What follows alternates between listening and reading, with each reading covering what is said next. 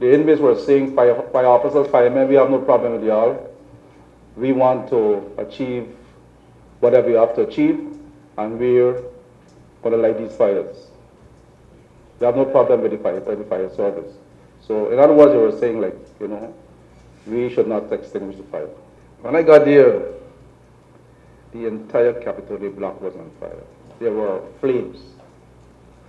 I must salute to the fact that after serving, or still serving as the longest serving fire officer for 23 years and 8 months, I was a little scared because I knew right away that it's a serious.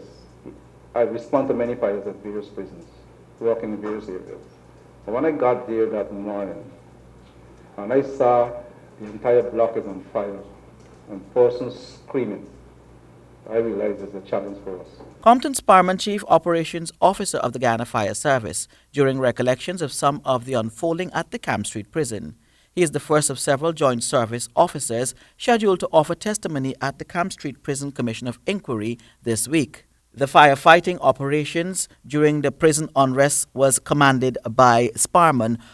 My personal security, I feel threatened simply because, if for whatever reasons these inmates were get out of their cells, and there were a lot of, to me, other sympathizers within the prison walls. But if they were breached, obviously we would be in the target, simply because we were there to extinguish the fire which they were using as a means of voicing their concern. So my men and we will feel threatened, but we were given the assurances by the prison authority that they will ensure that security be maintained, and they give us the impetus to continue in our work. On day one of his recollection, he said prisoners lit between 10 to 15 fires, and that while the fire service tried to extinguish the fires, the prisoners opted to use mattresses to block the water. However, the prisoners soon abandoned that effort as the water pressure was too much for them. During cross-examination, Sparman also said upon seeing the severity of the blaze and hearing the cries for help from the prisoners on the Wednesday of the fire, he sought direction from a prison official. I've asked the question if there is any system in place to have those persons released or evacuated. And he said plain, they don't want to come out. They refuse to evacuate. So I asked the question, I said, why they come out? He said they refused to come out. Based on this, said they had a system in place ready for them to evacuate from A to B. It affects me in relation to why these inmates want to stay in an inferno. More so, behaving in the manner. So it did affect me to some extent, and the entire operation. They were using power saw.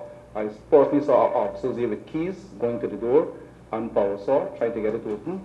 But from my knowledge, I've known fully well that the door, based on the heat, and the method will expand, and that will be a challenge to get that door open. He detailed memories of unnerving screams from prisoners during the inferno in Capitol Block A.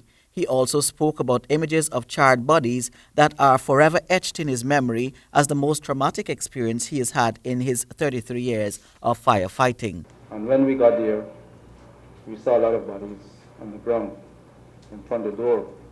Some prisoners came out burned to the extent some were alive, which they were transported by our ambulances and ambulance from the Junction Hospital. The scene is traumatic. It was, as I said, based on my years of service and experiences going to fires, one that I wish would never occur again until I ready to exit the fire service. It was one of confusion. It was one of chaos and so on. So as I said, these are my experiences. Did you see bodies, sir? Yes, sir. How would you describe those bodies? The bodies were burnt, and some were burnt. Following the morning session, attorney U.C. Anderson, representing the interests of the Ghana Fire Service, summarized the evidence presented. I think the basis of his evidence today is essentially that they did all that they could reasonably do. It is unfortunate that lives were lost, but you hear from the testimony of Mr. Sparman repeatedly that extreme measures were taken, measures above and beyond the call of duty were taken.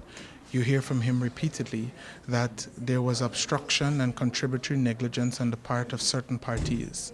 I wish not to go as far as preempting the findings of this noble commission, but as far as I'm concerned, the Guyana Fire Service, under the leadership of Mr. Sparman, on Wednesday, Thursday, and Friday, those fateful days in March, went above and beyond the call of duty. Anderson said that while the fire service ranks had counseling following the ordeal, some of the ranks are still reliving the traumatic experiences on a daily basis. Not everyone is responding as favorably. There are some people who are still unable to sleep, still unable to eat, still unable to have a full restful night without serious traumatic flashbacks. Because you have to remember, there was the trauma of pre-death. There was the trauma of witnessing the scene. Many soldiers at war don't even experience that. These men in relative peacetime have experienced that and so much more. Mondale Smith, HGP Nightly News.